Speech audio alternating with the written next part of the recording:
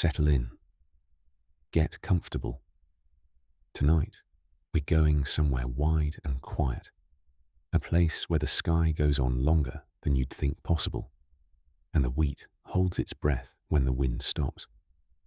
Earl Macready had not spoken to Hal Dunning in 11 years, 2 months. And if he'd been the kind of man to count such things, which he was, 16 days. Not since the afternoon they stood at the old cedar post on the South Ridge. And Hal said the survey was wrong, and Earl said the survey was the survey. And something cracked between them, like a branch under too much weight. Quietly and completely, and neither man bent to look at what had broken. 11 years was a long time. Long enough that Earl had stopped thinking about it most days. Long enough that the fence line had grown into the grass on both sides, and the cedar post had tilted 6 inches to the east without anyone straightening it. Long enough that when Earl drove the south road into Billings, he no longer looked at Dunning's wheat as he passed. He looked at the road. It was late August when the smoke came. Earl saw it first from the kitchen window. The way you see something you weren't looking for. A smudge on the far ridge.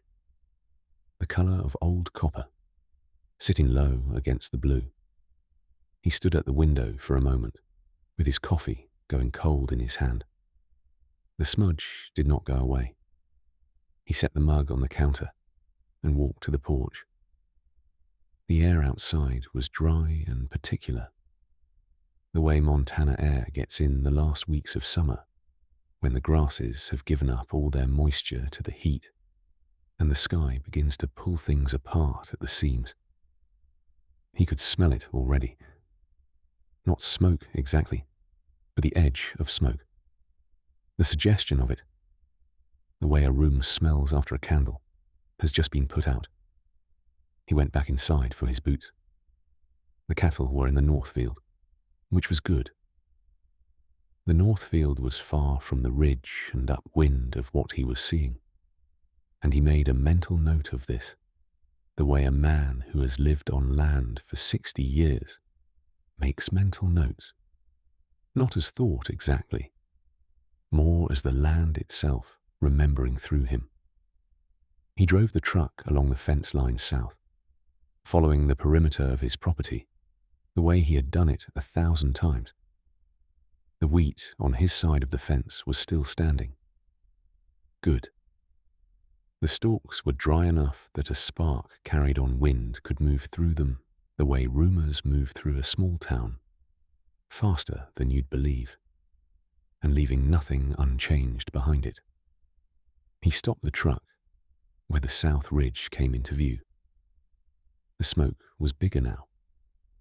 Not a smudge anymore, but a column, leaning slightly east in the upper atmosphere, where the wind had found it.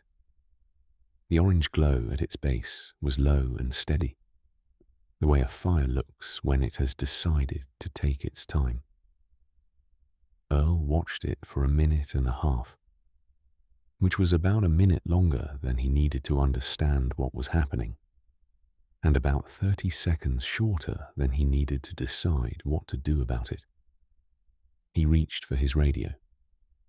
County said they had 3 units on the Ridge Road already, and the fire was moving southeast at a slow pace. The wind was light. The humidity had come up a little after sundown. They were not calling evacuations. They were watching. Earl put the radio back and sat with the truck running. Southeast. His property ran northeast to southwest along that ridge. If the wind held, the fire would pass south of him, into the creek drainage, where it would run out of fuel and sit. If the wind shifted north, even just slightly, even just for an hour, it would come down into the dry wheat on both sides of the fence line, and neither of them would have a field by morning. He got out of the truck, grass along the fence was knee-high and bone-dry, and it crackled under his boots as he walked south. He was thinking about the water line, the old irrigation ditch that ran along the property boundary, his side technically, though the water rights had been argued over in the same quiet, grinding way as everything else that ran along that line. He hadn't opened that ditch in 3 years. Wasn't sure it still ran clear. He was still thinking about this when he saw the other truck. Hal Dunning's green Ford was parked on the far side of the fence, 50 yards south. Earl could see him standing in the headlights, looking at something in the ditch line, looking at the same thing Earl had been thinking about. Neither of them moved for a moment. The orange glow on the ridge put everything in a low amber light that made the wheat look like it was already on fire, though it wasn't. The smoke was still far enough that it was more sky than threat. The crickets were still going, which meant the air hadn't heated enough to push them into silence yet. Earl stood at his fence. Hal stood at his. They were 40 feet apart. Hal looked up. Earl didn't look away. Then Hal went back to looking at the ditch. Earl walked south along his side of the fence until he was close enough to see what Hal was seeing. The irrigation gate was jammed with debris. 3 seasons of cattail roots and wind-blown chaff had packed themselves into the sluice, and the whole thing was block solid. Hal had a stick and was working at it from his side. Earl watched him work for a moment. Then he went to his truck, got the short-handled spade from the bed, and came back to his side of the gate. He did not say anything. He just started digging. They worked on opposite sides of the same gate for 20 minutes without speaking. The debris came loose in pieces, slow at first, then all at once, the way blockages give, and the water began to move, thin and dark, along the bottom of the ditch. Not much. Enough. Hal straightened up and watched the water find its level. He put his stick down. Earl leaned on the spade. The fire on the ridge had not moved closer. The column of smoke had tilted a little further east, which was the right direction, which was away from them. Hal looked at it for a long moment. Then he said, quietly, to no one in particular, "It's staying on the ridge." Earl said nothing, but he did not disagree. They stood there for a while. After that, the two of them, on opposite sides of a fence they had argued over in a courthouse twice, and through lawyers 4 times, and across the hood of a county sheriff's truck once, in the rain, 11 years ago. The water kept moving in the ditch. The wheat stood still. Earl drove his truck back to the farmhouse, and when he pulled in, he noticed, without deciding to notice, that Hal's truck had turned up the south road behind him. He didn't think about it. He got out and went to the porch and sat down in the chair closest to the door, the one with the cracked armrest that he kept meaning to fix and would probably never fix. He heard the second truck pull up at the end of his drive. He did not get up. He did not tell the man to leave. Hal Dunning walked up the gravel drive slowly, the way a man walks when he is not sure of his reception. He was a decade younger than Earl, and had the kind of build that made him look older than he was. Broad across the shoulders, a little stooped now from years of bending over row crops. He had a knit cap in his hands that he was turning slowly, over and over, the way people do when they want something to do with their hands. He stopped at the bottom of the porch steps. Earl looked at the ridge. Hal said, "My radio says they might ask us to wet the south fields by midnight if the wind picks up." Earl said, "I know what my radio says." A silence sat between them that was not comfortable and not unbearable, just present. The way an old bruise is present, not hurting exactly, just there when you move a certain way. Hal said, "The ditch will help, if it holds." Earl said, "It'll hold." Another silence, longer. Hal did not leave. Earl did not ask him to. After a while, and it was a while, long enough that the moon had moved a perceptible distance across the sky, Hal sat down on the top porch step. Not in a chair, just on the step, which was maybe its own kind of statement about the terms under which he was sitting. Earl didn't say anything about it. The night was warm, and the sky was immense. The Milky Way ran in a pale band directly above them, the way it only does in places far from city light, where the darkness is honest. The smoke had given the air a faint quality, not unpleasant, wood and grass, and something almost sweet, like the last of a summer that knew it was leaving. Earl had lived on this land for 61 years. He had been born in the house he was sitting in front of. His father had broken this ground, and his grandfather's brother had come out from Ohio with nothing but a tent and a draft horse, and the kind of stubbornness that passes down through a family like a dominant gene. Earl had watched the wheat come up every spring of his life and go gold every August, and he knew this land, the way you know a language you have spoken so long you no longer think in it. You just are it. The disputed fence line ran, in his understanding of it, 6 feet into what was now Hal Dunning's wheat. In the county assessor's understanding of it, the line ran 6 feet the other way, into what was now Earl's north pasture. 12 feet, 11 years, 2 months, and 16 days over 12 feet of Montana soil that both men stood on as though it were holy ground, because to men like them, it was. Earl looked at the ridge. The glow was steady, not growing. Hal said, "I remember when your father put in that south fence." Earl didn't answer right away. He let the words sit in the air and find their weight. After a moment, he said, "You would have been about 12. Hal said, 11. I watched from our side. He worked the whole thing by himself in 2 days. Didn't stop for anything." Earl said, "He didn't like help." Hal said, "No, he didn't." Another silence. But this one was different in texture, slightly softer at the edges.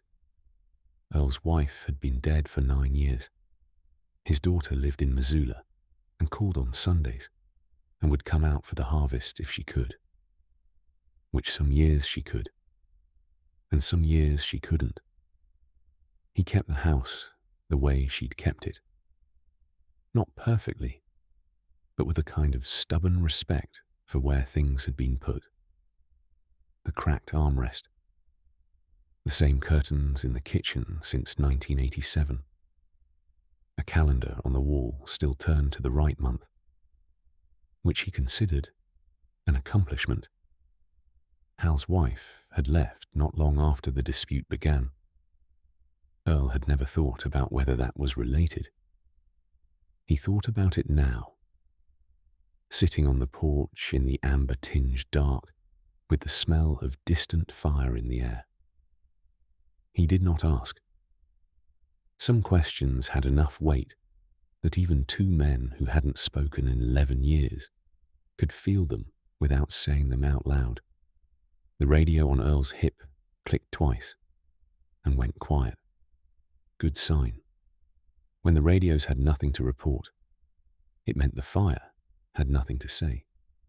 The wheat in the south field shifted slightly in a small, warm current of air that came up the slope from the creek drainage, and it made the sound that wheat makes, a papery, patient sound, like something old being turned over slowly in careful hands.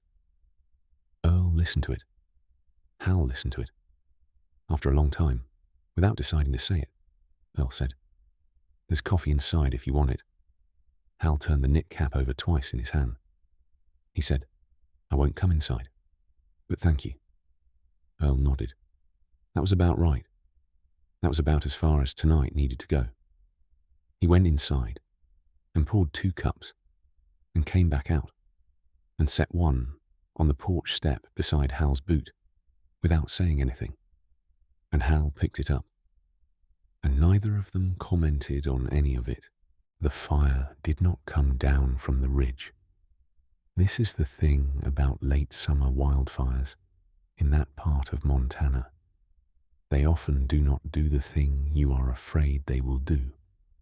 They move unpredictably, and then, for reasons that have to do with moisture and elevation, and the particular arrangement of terrain, they stop, or they slow, or they find a natural break and sit there, breathing steadily, consuming themselves in a patient and unhurried way until the crews arrive, or the morning dew comes, or they simply decide that tonight is not the night.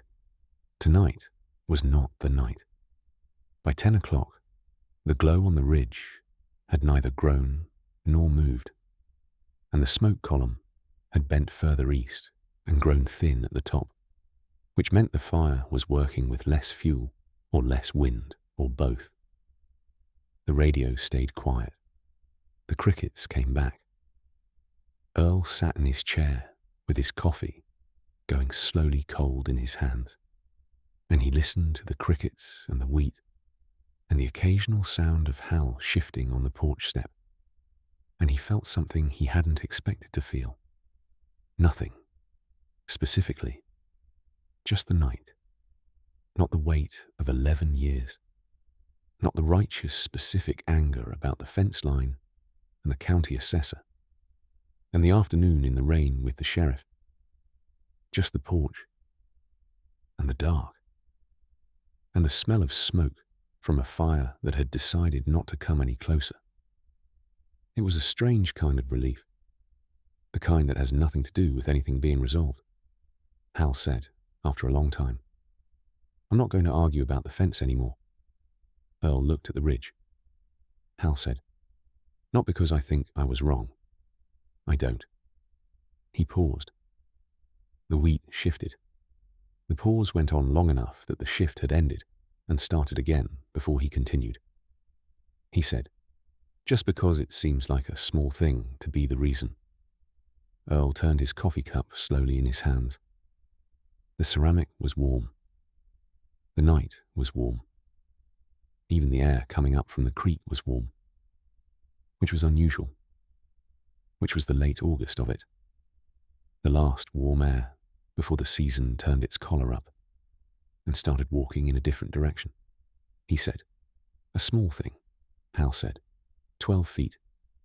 Earl said, "My father ran that line." Hal said, "I know he did." And that was it. That was the whole argument, stated again, in 4 lines, stripped of the lawyers and the courthouse and the rain and the 11 years of silence. It was the same argument it had always been, not really about the land at all, but about whose understanding of the land was true, and whether the truth of a thing mattered more or less than the love of it. Neither of them had an answer to that. The night had one, maybe. The night suggested that both things were true and neither thing was the point, and the point was the wheat standing in the warm air, and the fire staying on the ridge, and the coffee cooling in 2 cups on a porch, where 2 men had not sat together in more than a decade. But the night did not say this out loud. The night just held them in it, the way Montana nights do, without opinion, without impatience, without any particular interest in whether the matter got resolved. The stars didn't care. The wheat didn't care. The fire on the ridge, consuming itself patiently in the dark, definitely didn't care. Earl set his cup down on the armrest. It balanced there, which it usually didn't. He thought about his father driving fence posts into the ground with a steel bar and the butt of his hand, not stopping, not asking for help. He thought about the way the old man used to walk the perimeter every October, checking the wire, tightening the staples. The same walk every year, as though the land needed to be reminded that someone was paying attention. He thought about how, when his father was dying, lying in the back bedroom, which was now the room Earl kept his tools in because he couldn't quite bring himself to use it for sleeping, he had asked Earl to promise to keep the land whole. Earl had promised. He had kept that promise. The land was whole. Whether the line was 6 feet in one direction or the other did not make the land more or less whole. He understood this in the way that you understand things at 67 that you could not understand at 56. He did not say it out loud. He just held it, the way the night held them. Hal had gone quiet. Earl looked over. The man was leaning against the porch post, the knit cap finally still in his lap, his head tipped back slightly against the wood. His eyes were open, looking at the sky. Or maybe not. It was hard to tell in that light whether he was looking at anything in particular, or whether his eyes were doing what eyes sometimes do in the dark, staying open out of habit while everything else began to slow. Earl looked back at the ridge. The glow was still there, low and amber, the slow pulse of something that had decided to stay where it was. He had looked at that ridge his whole life, and it had never looked quite like this. The strange beauty of it, the wheat and the fire, and the stars above all of it. The summer ending in a way that felt like a statement. His eyelids were heavy. He had been up since 4:30 in the morning. The way he was every morning. He had checked the cattle and fixed a section of the north fence and driven into Bozeman for parts and come back and eaten alone at the kitchen table and sat with the radio and watched the clouds build in the west and not produce any rain, which they often did this time of year. A long day. Most of them were. He did not tell Hal Dunning to go home. He thought about it and decided against it, the way you decide against a thing when the deciding would cost more energy than the thing itself. The wheat moved. A slow current of air came up from the drainage, carrying the smell of the creek and the dry grass and the far-off smoke. It moved through the south field in a long, low wave, the stalks leaning together and then standing back up in the easy, unhurried way that wheat has, as though the movement were optional, as though the wheat were simply choosing in that moment to bend. Earl listened to it. The sound was dry and patient and ancient in the way that sounds made by growing things are ancient. Not old exactly, but continuous. The same sound every August in this field since before he was born. The same sound his father had heard.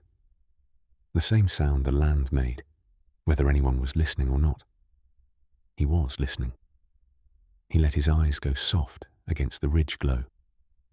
The amber light had settled into something almost tender, not threatening, not urgent, just present. A warmth at the edge of the world that had been there all evening and was not going anywhere. The radio would stay quiet.